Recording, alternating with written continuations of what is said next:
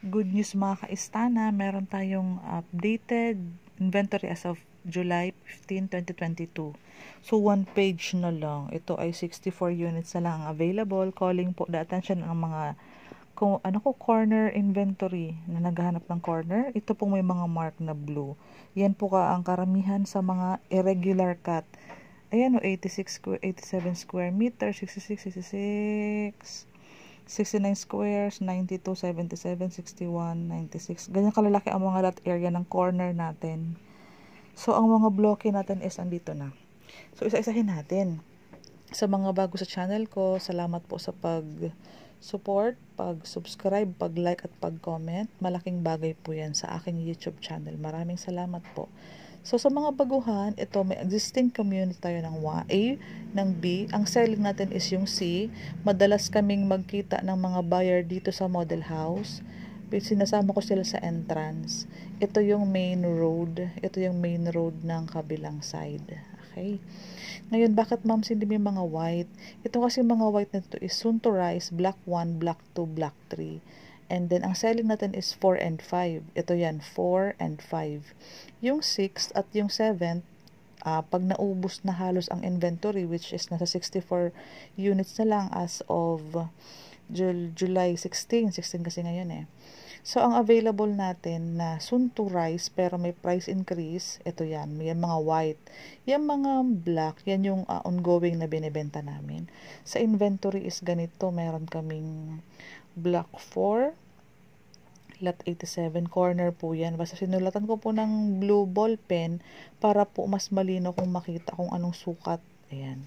Para sigurado ito yung 69 squares, 92. Yan ang sukat ng lupa at andito yung mga bintana mo. Same size ng bahay, yung excess lot po, ayan siya. Okay po. Ito din meron din. Ito yung main road. Ayan. Kasi ito yung entrance ng site. Ito yung main road. Ganyan. Sa kabila naman yung isang malaking kalsada. Ito po, minor road papasok. Pero may mga carport tayong lahat. So, sa mga regular inner ng 59 square meter, 58 square meters, kaunti na lang ang sunrise. Yung may mga green, sunrise po yan. Ito po kasi yung east. Ito yung north, east. Ibig sabihin, doon po ang sunrise. Kung ano ang nakaharap sa sunrise, yan yung facing sunrise. Ito, morning sun. Ito, morning sun. Yung mga blue po, nasa kabilang side yan or nasa likodan ng sunrise. So, sa kanila naman dapat hapon kasi everything is, kumbaga, fair under the sun. Ito po, sun to rise, sun to rise. Ito yung ating model 48. Si ating model 49 pala, ang mga available na lang isang inner. Ito medyo may excess lot ng kaunti, malaki-laki ang pero sunrise yan, tas perimeter fence, reopen lang yan, walang katalikuran. So kung magustuhan mo to, ito na lang kunin mo. Ayan, sa mga mostly kasi corner na lang po eh.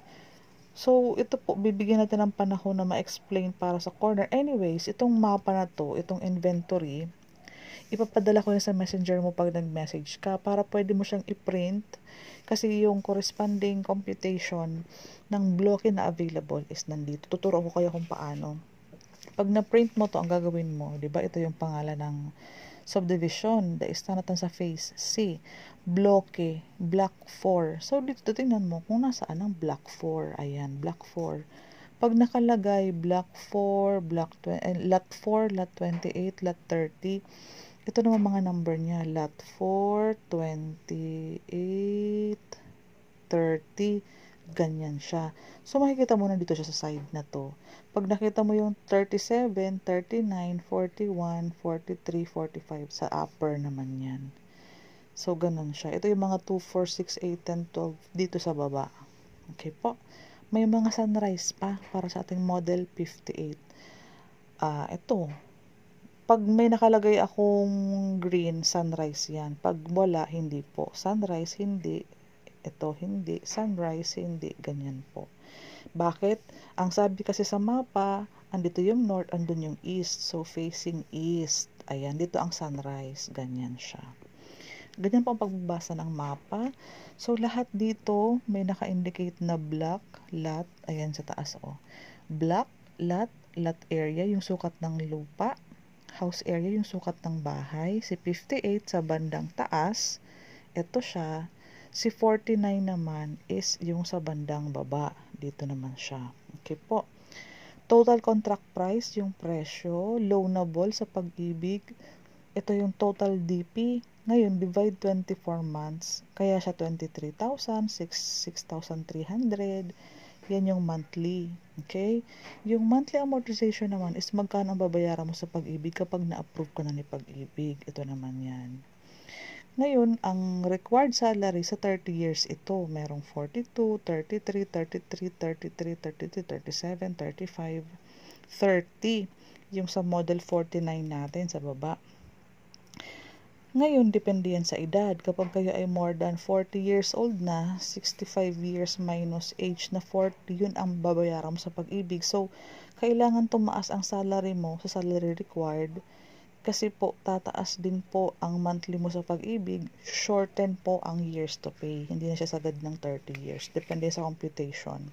Since pre-selling tayo, mag-add ka ng 2 birthdays kasi pre-selling tayo plus 2 years po yan. So, ganyan po sa computation. Ito po si Model 49. Yan po yung mga nasa banda dito. Si Model 49, panoorin mo po yung ibang vlog ko para makita mo ang difference ni 49 yung house area at si 58 kasi malaki ang second floor, may toilet and bath sa taas, saka provision for 3 bedrooms. Mas malaki kasi ang ang floor area noon. So, unahin natin si Model 49, ang lot area niya is yung lupa. Provision for carport din naman yan. Ito ay 44 square meters. Ang floor area is 49. Yung floor, yung bahay, taas at baba. Provision for 2 bedrooms, kitchen, parking. Maganda talaga ang location kasi near Antero Soriano, near SM Tansa and major establishment.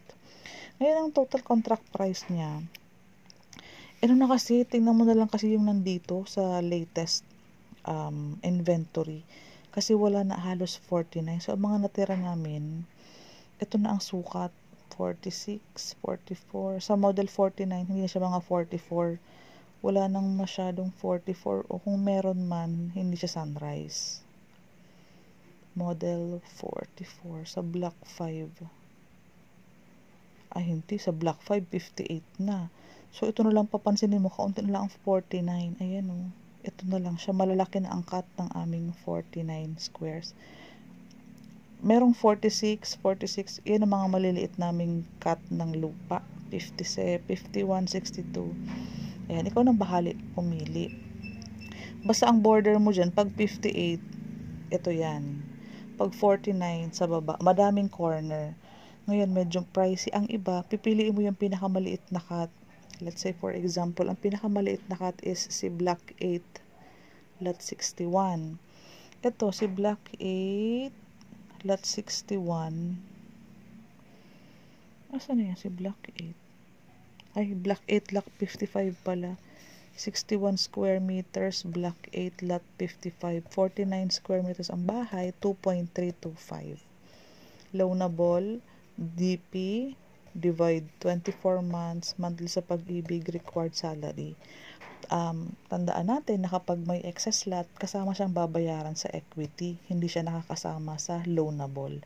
Kaya mapapansin mo yung ating mga bigger cut is malaki ang dito sa equity mo. So, ang gagawin mo dito kung meron kang pera na halimbawa, meron kang perang 200,000 asa si 61, sampulan kita. Si 61, si 61, ito. So, sinasabi dito na ang total equity ni 61 is nasa 512. So, pwede kang magbigay ng 200,000. Yung remaining na 312, divide mo siya ng 24 months. So, ganun siya. Pwede kang magbagsak ng isang malaki para yung remaining divide 24 months, magaan siya. Hindi na siya aabuti ng 21,000. Kasi itong 21,000 is galing siya sa 512 divide 24 months. Okay? Bumagsak ka ng kahit magkalahati, kahit magkano.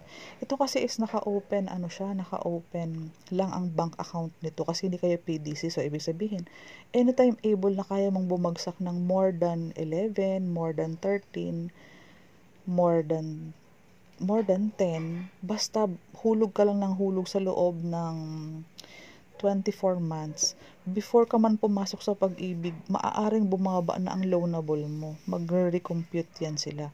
Most especially dun sa mga more than 40 years old na.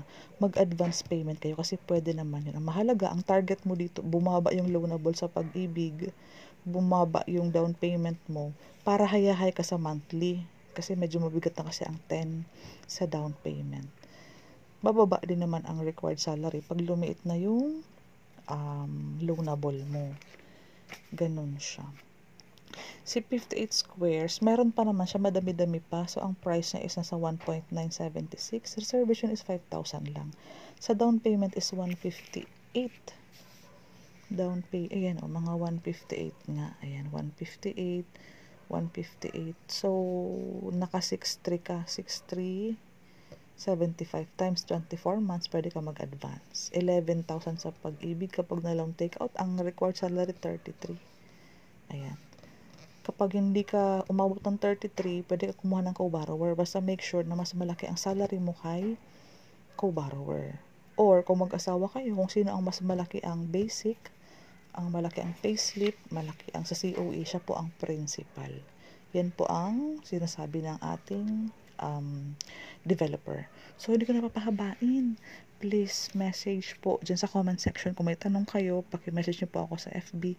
Directly message mo po para masagot ko po agad. Kung may mga katanungan kayo, pwede mo akong tawagan sa Messenger, WhatsApp at Viber. Salamat!